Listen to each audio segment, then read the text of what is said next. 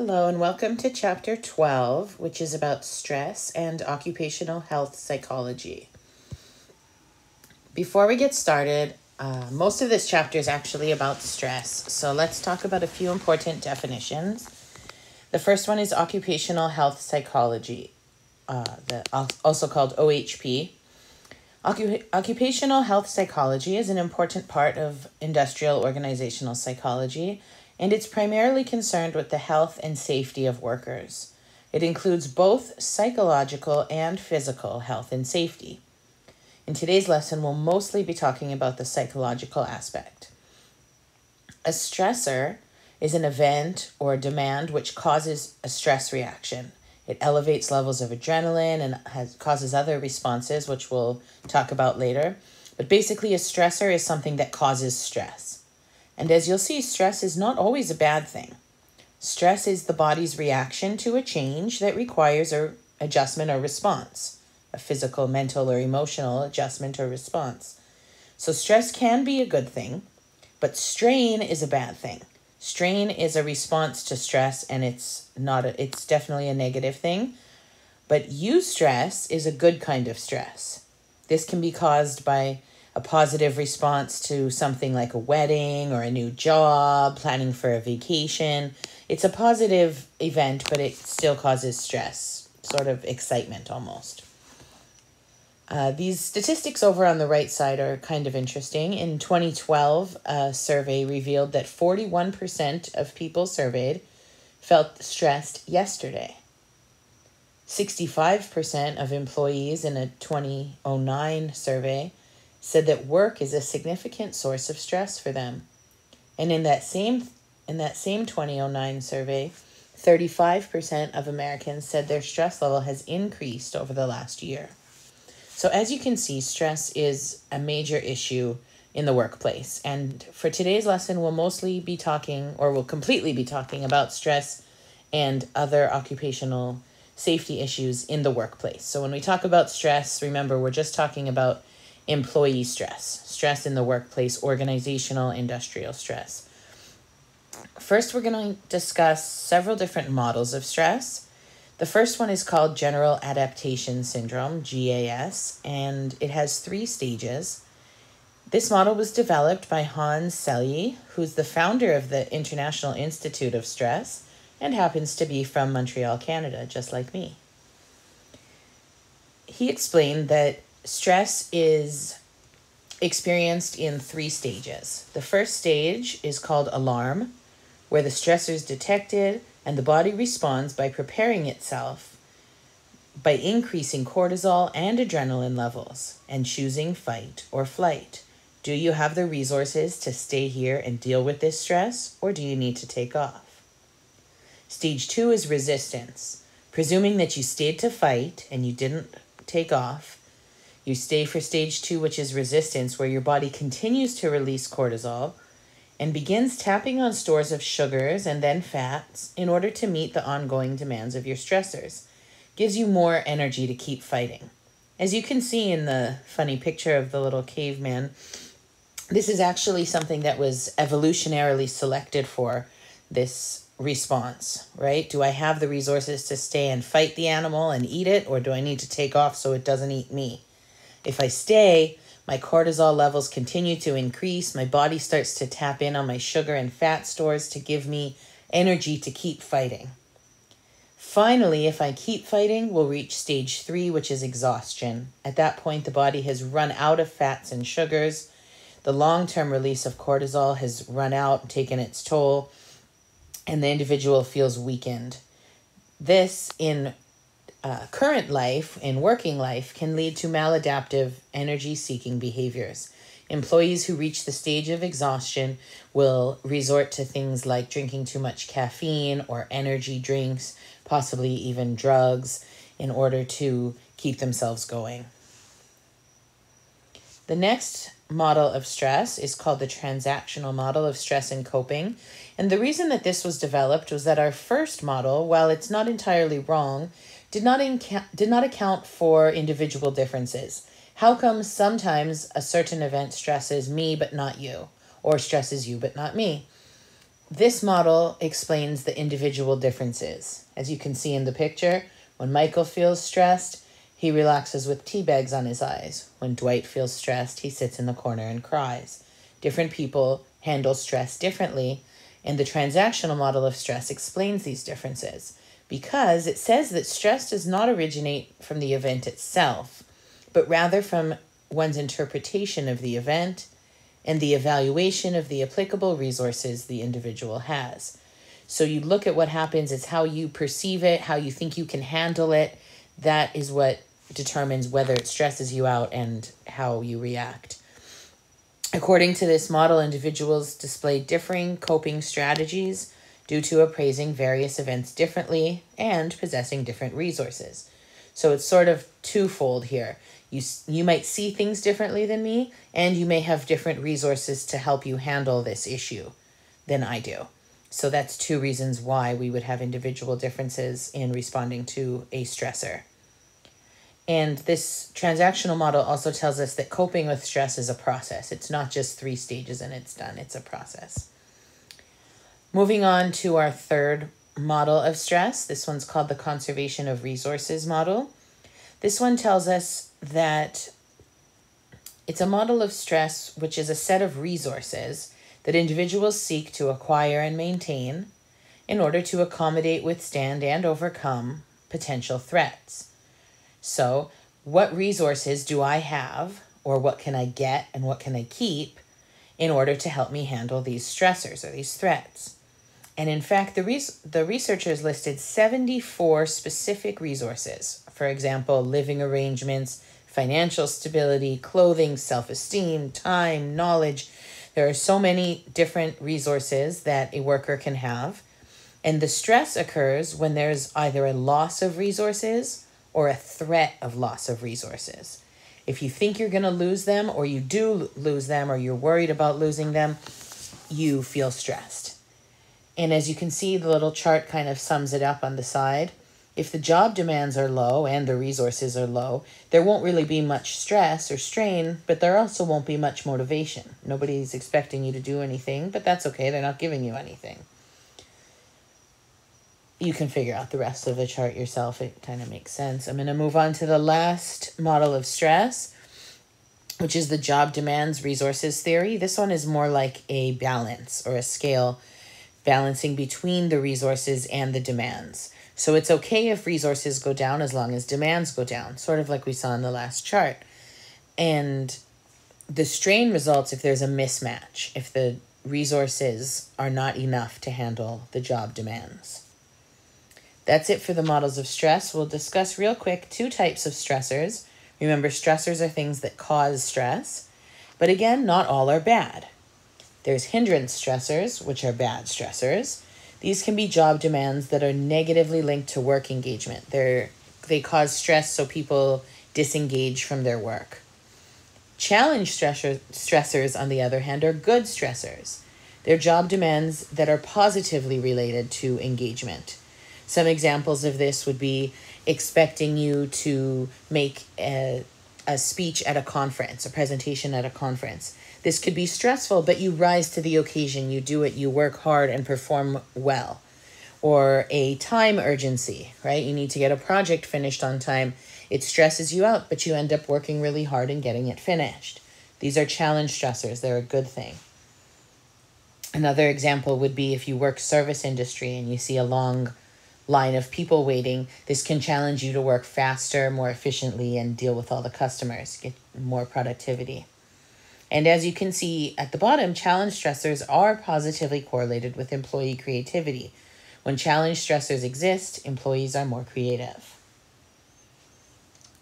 All right, moving on to the antecedents of stress. What causes stress?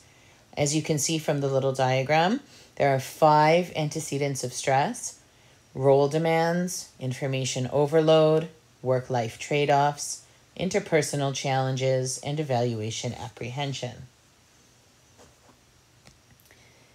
Role demand stressors impact employees' work and home life. These can include role conflict, which is having multiple contradictory demands at work, or role ambiguity, a lack of clarity regarding one's work roles. So perhaps the head of the company and your direct boss are asking you to do contradictory things or expecting contradictory things from you. This can cause stress due to the role demand stress, or the role demand stressor of role conflict. Role ambiguity would be if you're not sure what you're supposed to do at work. That can cause role demand stress. Next is information overload. This is exposure to too much information or data. The textbook goes into some really interesting detail about how addicted we all are to our phones, how we're getting emails related to work all day and all night and on weekends. Too much information, and this can cause stress. And in fact, some companies, a lot of European companies, are making rules preventing managers from contacting employees during off hours to prevent this information overload stress. The next thing that can cause stress is work-family conflict. This is when demands from work and non-work domains negatively affect one another. For example, you need to stay late at work so you miss your child's performance, or your spouse is sick so you are late for work, right? One can affect the other.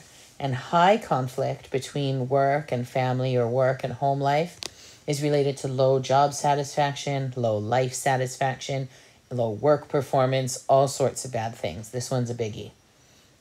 Next are interpersonal challenges.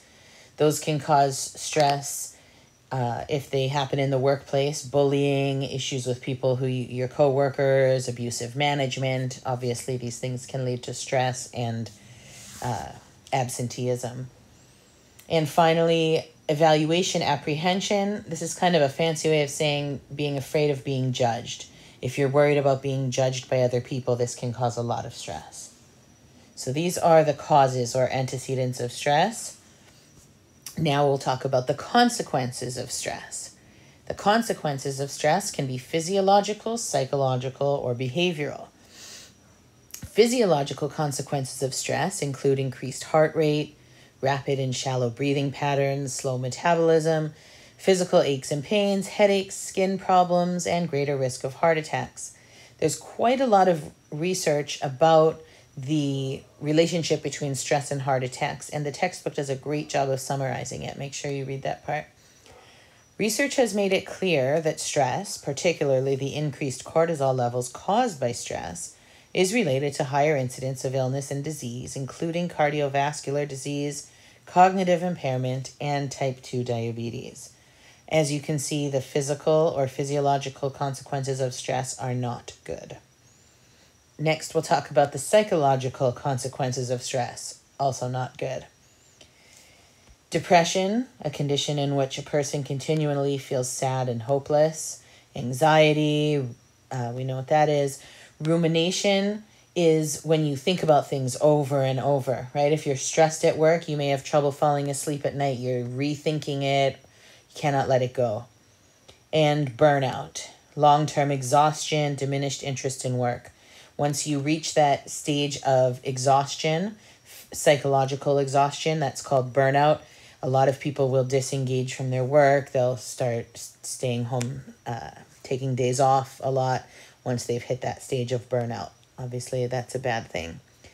And finally, behavioral consequences of stress include decreased performance at work, withdrawal from work, anger and violence, abusing drugs or alcohol, or even leaving the organization or taking leave.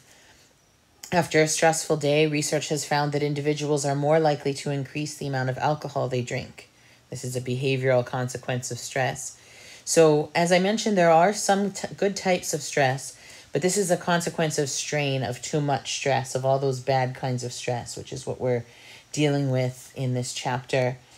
But as I mentioned, there are some good kinds of stress, and if you look at the little graph in the bottom right-hand corner, you can see that when there is no stress or very low stress, there's very low performance. People don't feel the need to perform. There's no eustress, there's no challenge stressors, there's no demands put on them that make them feel like they need to work hard and perform.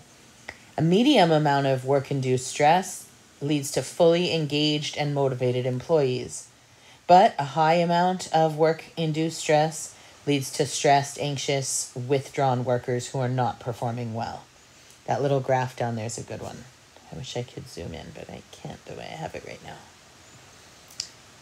All right, we discussed individual differences a little bit earlier in how we respond to stress. There's been a lot of research, especially in the field of psychology, on individual differences in how we respond to stress and the consequences of stress. One of them is personality. It's the difference between type A personality and type B personality is that type A people have high levels of impatience. They do things quickly, highly involved in their jobs, and highly competitive. A type B person displays a weaker sense of time urgency, less devotion to their work, and less competitive. Interestingly, these two types of people perform the same at work. Not type A and type B, one does not perform better than the other at work. However, research does show that type B people are less prone to experiencing stress. So the person who is the least prone to experiencing stress would have a type B personality. They would also have high positive affect. Basically, they're in a good mood a lot. Self-efficacy, they think they can do things. And low negative affect and neuroticism. That's the general personality profile of someone who's less prone to experiencing strain or the negative side of stress. But as I mentioned, type A and type B are the same at how good they are at working. Workaholism is a condition where individuals work excessively and compulsively and feel guilty as if they've not worked enough when they stop. A lot of the time, interestingly, workaholics don't even really like their jobs that much. They just feel the need to work all the time. Now we can talk about stress management. First, we'll discuss individual approaches, how you, the person, can handle stress. And next, we'll talk about organizational approaches, how your employer can handle stress for everybody. Individual approaches include diet, exercise, sleep, time management, and social support. These kind of seem common sense, but let's go through it a little bit. Research has found that the amount of fruits and vegetables consumed is related to overall happiness. What we eat affects our energy levels and our ability to manage stress.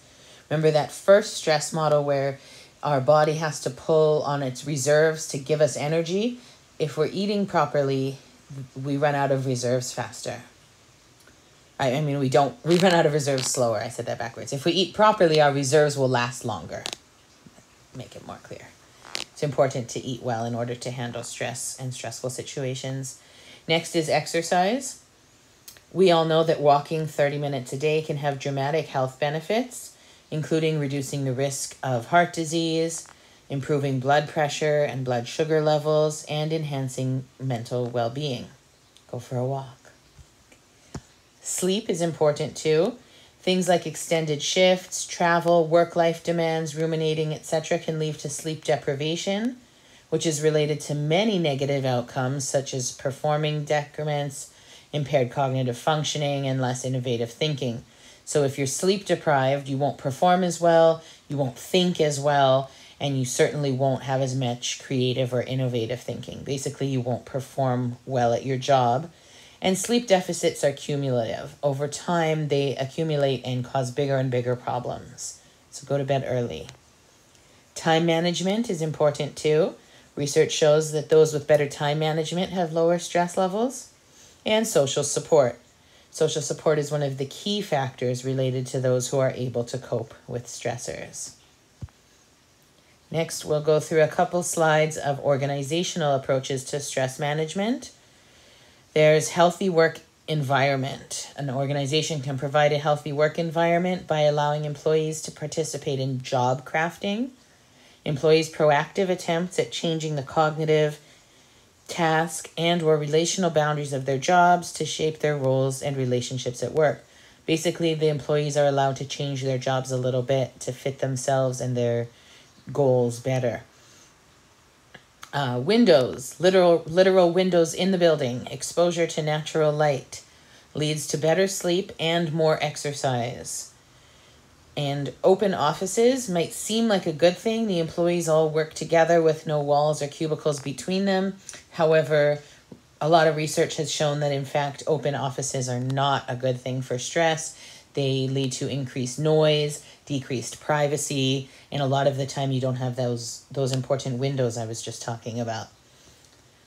Next, we'll move on to flexible work arrangements, which is something else the organization can do to help reduce stress for employees. Some flexible work arrangements include telecommuting, right? Working a portion or the whole time away from the office, which many people are doing right now. Hoteling, which is a flexible work arrangement where a lot of work is done from home and you can make appointments to go in and have a space to work at if you need it. Having a flexible and predictable schedule is also important for balancing work and life spheres. You know, that whole work-life balance thing. Important to have flexible work arrangements that can reduce stress for sure. The next is recovery opportunities. It says recovery opportunities, it's the law. There are laws related to breaks and days off and stuff like that. You can read more about that in the textbook. You do not need to read all these little explanations of what these types of recovery options are, but I'll go through them real quick. Recovery opportunities means an opportunity to recover from the stress, recover from the toll that your job takes on you. And it's really important for stress management. One is sabbaticals, which research has found to be really, really helpful for stress management and for performance, but most organizations do not offer sabbaticals. Sabbaticals are long periods of time off, often paid. Vacations, as we all know, can help us de-stress and reset to get back to work when we get back. Personal days are important too. You shouldn't have to have a doctor's note to take a day off once in a while. Evenings, if people can enjoy their evenings and spend them with family and recharge for the next day, this is huge. Naps, even short naps, have been found to be very beneficial. And micro breaks, short breaks taken throughout the day to sort of recharge, reset your mind. However, many employees do make bad choices during these breaks, consuming sugary beverages or smoking or eating junk, and in that case, it can be counterproductive. But if you do something good on your micro break, even just relax, close your eyes, talk to a friend, that can help with stress management. The last thing that organizations can do to help with stress management is employee resource programs. There are two types of employee resource programs. Employee assistance programs, which is a counseling benefit, which is actually offered by 74% of employers. It helps employees maintain well-being and deal with any problems which may distract them from work. So this is a confidential counseling thing offered through the employer. The second is workplace wellness programs. These are programs designed to help employees make healthy choices. Your employer may help do something to help employees quit smoking or to stay active, maybe a fun run that you do all together or a support group for people who want to quit smoking. These would be examples of workplace wellness programs. Workplace safety. I know I use a lot of office references, but they always just pop up. I like it. This is actually our last slide. We're going to talk about physical actual safety now instead of just stress, and then we'll do the summary. Workplace safety is tricky to measure because of low base rate. Low base rate tells us that incidents don't happen very often on the job, so it's hard to predict them statistically or look at the difference. I know that definition's confusing. What it means is if you're looking at two different organizations and you want to know which one is safer, and one had 2 accidents this year and one had 1 accident this year, technically the first organization had twice the number of accidents or incidents, and that looks like a big deal, but really they only had 1 more. So the numbers are so low that you can't really compare them statistically if you just look at the number of accidents or incidents. So it's not the best way to measure workplace safety. Something better is to look at safety participation behavior. Look at the worker behaviors. Are they supporting coworkers and safety norms within the organization? Also, safety compliance behavior is actually taking part, doing the safety things, right? Following the safety rules, using the safety equipment, following the guidelines. So both are important in workplace safety. The safety participation behavior is sort of the culture of, is it good to be safe? And the safety compliance behavior is actually doing it. Safety climate is, again, sort of like the culture. It's the shared understanding workers have about the priority of safety in the organization. Obviously, it's safer to work in somewhere with a high safety climate. And finally, safety motivation is an employee's desire to behave safely at work in the valence or degree to which they want to behave safely.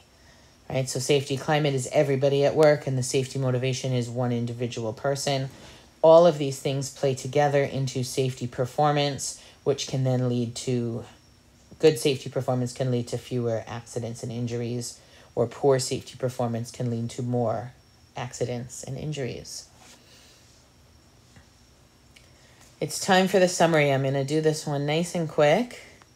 Occupational health psychology is an important part of IO psychology, primarily concerned with the health and safety of workers. It includes both psychological and physical health and safety. Stressors are events, contexts, or demands which cause a stress reaction by elevating levels of adrenaline and causing other responses.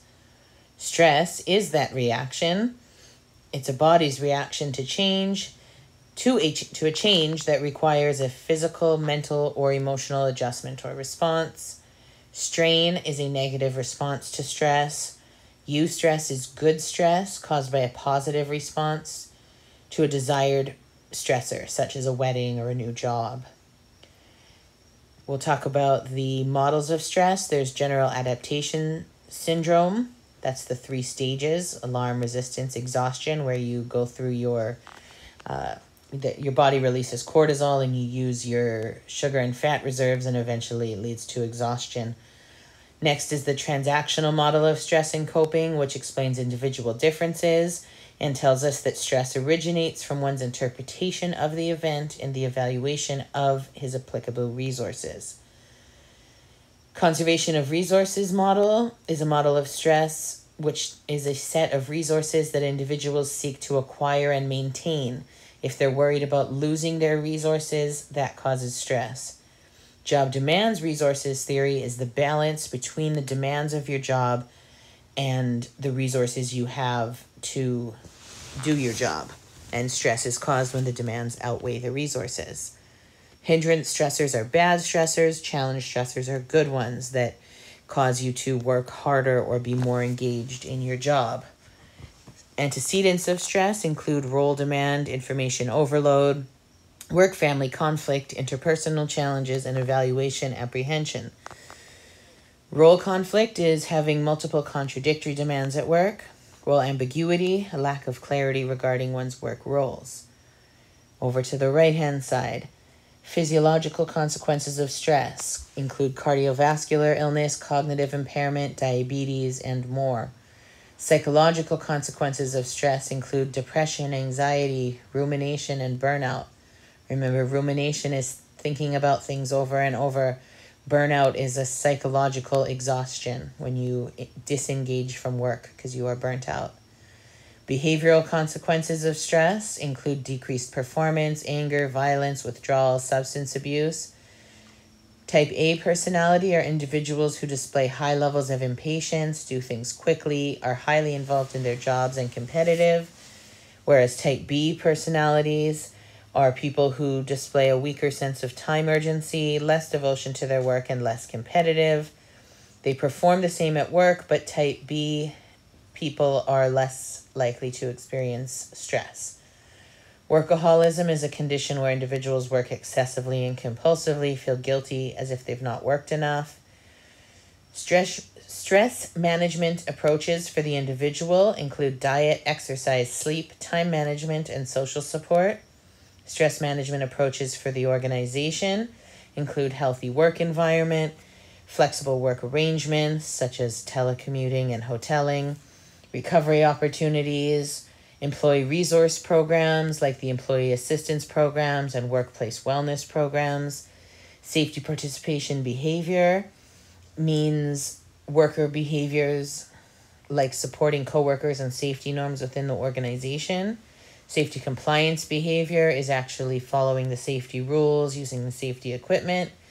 The safety climate is the shared understanding workers have about the priority of safety, and safety motivation is an individual employee's desire to behave safely at work.